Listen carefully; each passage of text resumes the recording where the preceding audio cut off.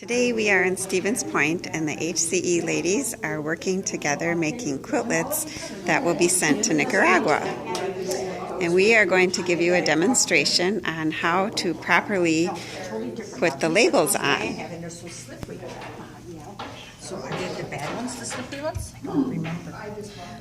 First, press the fabric to remove any moisture that might be in the fabric and to get a nice flat surface. If you have a plain fabric, you can put the label directly onto the quiltlet, or you could put it onto a piece of muslin that you would sew into the corner, a plain muslin that you could sew into the corner. Place the label with the print side down and press with your iron on high heat, the highest setting, for 90 seconds.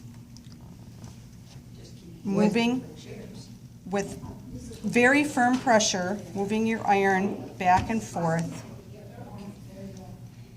At the end of the 90 seconds, which I didn't do, you would turn your iron this way for another 90 seconds and press.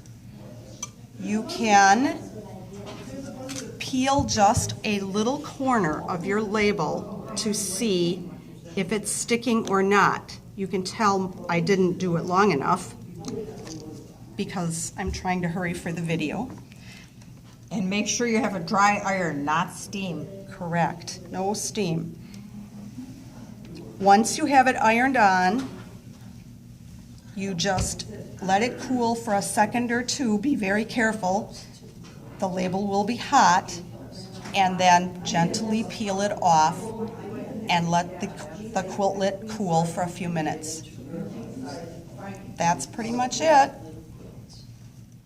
But don't let it go more than a minute or two after you take the iron off, because then your paper tends to stick to the fabric.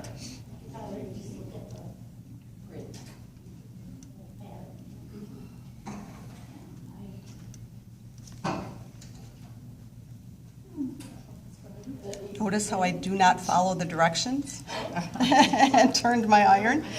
And some irons may be hotter than others, so if yours is sticking and doesn't seem to be adhering properly, you may need to leave it on longer.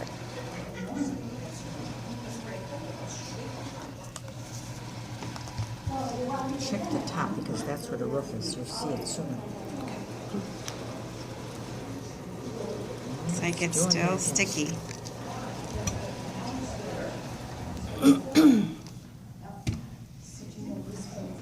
Now, While we're waiting, we're going to show you one other option.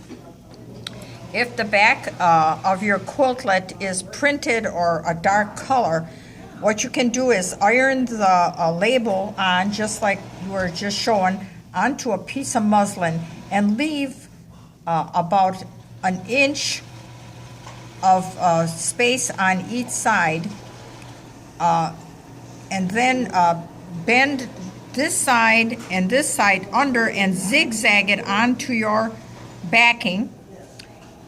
So then when you put your top piece on and you pin it and do like a ½ inch seam, this is going to get sewed in, and it's just one option of doing it, and it's much less work. And here is the finished project, like on this one. So it just gets sewn in and it just works fine.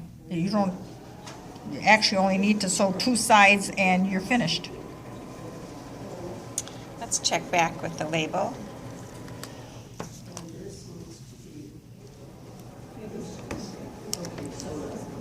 That's pretty good.